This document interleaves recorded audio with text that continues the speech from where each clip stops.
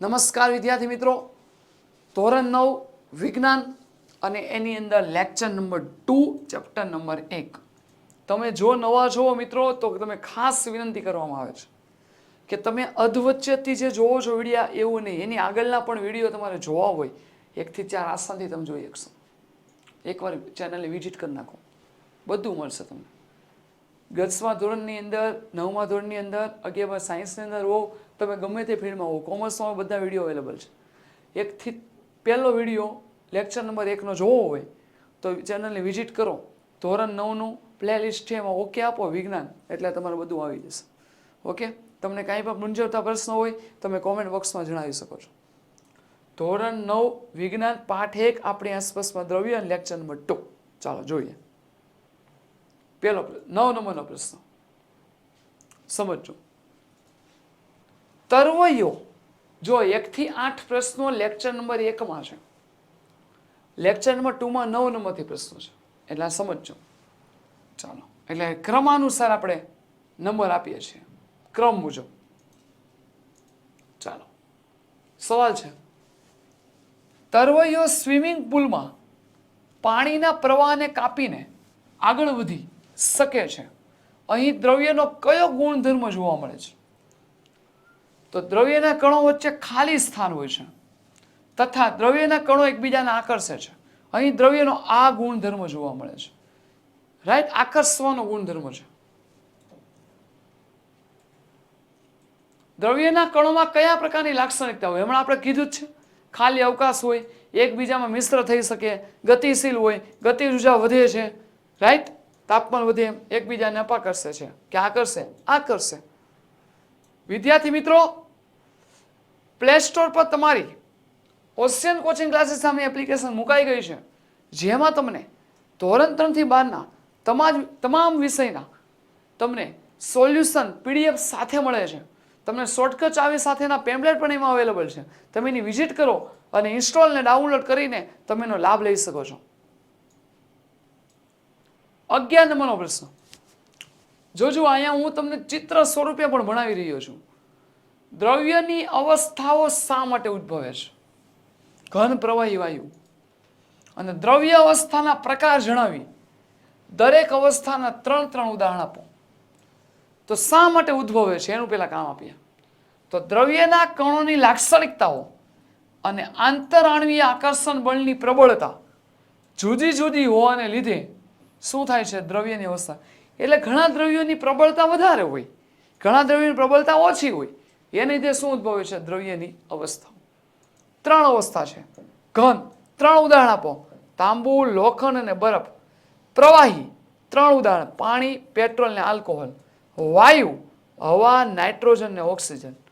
અહીં તમને 3 બોટલ દેખાય છે, બરાબર છે? ઘન, પ્રવાહી અને વાયુ સ્વરૂપમાં દેખાઈ રહી છે. ચાલો, ઘન અવસ્થા, પ્રવાહી અને વાયુ 3 અવસ્થા જોશો. અહીં આકૃતિ પણ તમને મસ્ત રીતે દોરીને આપેલી છે, તમે જોઈ પણ શકો છો. ચાલો, ઘન અવસ્થાના ગુણધર્મો પૂછાય તો આપણે તે લખવા આવડવાના જ છે. ઘન પદાર્થને ચોક્કસ આકાર, કદ અને સીમા હોય છે. ઘન પદાર્થ પર દબાણની અસર થતી નથી અને સંકોચન પામતા નથી. જો અહીં લખ્યું છે, રાઈટ. 9 પોઈન્ટ શું? ઘન પદાર્થ તરલ હોતા નથી, એટલે શું? વહી શકતા નથી. અહીં જો લખ્યું, બાહ્ય બળ લગાડવાથી ઘન પદાર્થ તૂટી શકે છે, પણ તેના આકારમાં ફેરફાર થવો મુશ્કેલ છે. આથી તેઓ દ્રઢ હોય છે, રાઈટ, એનો આકાર ન બદલી શકાય. સ્પંજ એટલે કે વાદળીને આપણે દબાવી શકીએ છીએ, કારણ કે તેના ઘટક કણોની વચ્ચે રહેલી જગ્યાની હવા બહાર નીકળી જાય છે, પરંતુ અવસ્થા બદલાતી નથી, ઘનની ઘન જ રહે છે. એટલે ઘન અવસ્થાના થોડા ગુણધર્મો તમારે મગજમાં ફિટ કરવાના. હવે આવે છે પ્રવાહી અવસ્થાના ગુણધર્મો. તો એનાથી વિરુદ્ધ હોય થોડાક. પ્રવાહી અવસ્થાને નિશ્ચિત આકાર હોતો નથી, પણ નિશ્ચિત કદ હોય છે, જોજો. પછી પ્રવાહીને જે પાત્રમાં ભરો એના પાત્ર જેવો આકાર ધારણ કરે. બીજું, એ વહનશીલતાનો ગુણધર્મ ધરાવે, એથી તેનો આકાર બદલાય છે. પ્રવાહી તરલ છે પણ સખત નથી. પ્રવાહી પ્રસરણની ઘટના સંભળાવી શકે છે. વાતાવરણનો ઓક્સિજન અને કાર્બન ડાયોક્સાઇડ વાયુ પાણીમાં પ્રસરણ પામે છે અને કઈક અંશે દ્રાવ્ય થાય છે. આમ વાયુ પણ પ્રવાહીમાં શું પામે છે? પ્રસરણ પામી શકે છે. આ ઘન પ્રવાહીના આપણે ગુણધર્મ છે. ગુણધર્મો તમારે વાંચવા જ પડશે. હજી ઘન પદાર્થ ની સરખામણીમાં પ્રવાહી પદાર્થનો પ્રસરણ દર વધુ હોય છે, કારણ કે પ્રવાહી અવસ્થામાં દ્રવ્યના કણો અન્ય સ્વરૂપે સ્વતંત્ર રૂપે ગતિ કરે છે અને ઘનની સાપેક્ષે પ્રવાહીના કણો વચ્ચે અવકાશ કેવો હોય છે? વધુ હોય છે. પ્રવાહી ઘનની સરખામણીમાં વધુ સંકોચન પામી શકે છે.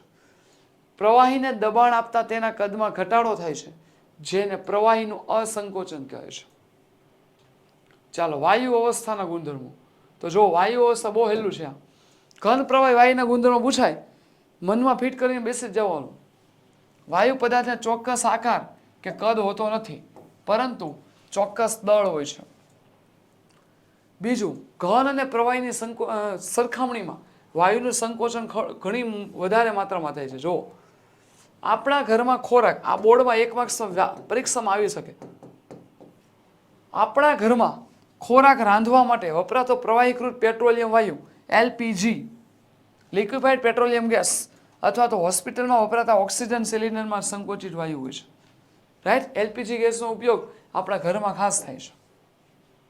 આજકાલ વાહનોમાં બળતણ તરીકે આકૃતિમાં તમને સરસ મજાનો સુપર ગેસ પણ આપેલો છે. આકૃતિ તમે જુઓ. વાહનોમાં બળતણ તરીકે સીએનજી વપરાય, કોમ્પ્રેસ્ડ નેચરલ ગેસ. રાઈટ?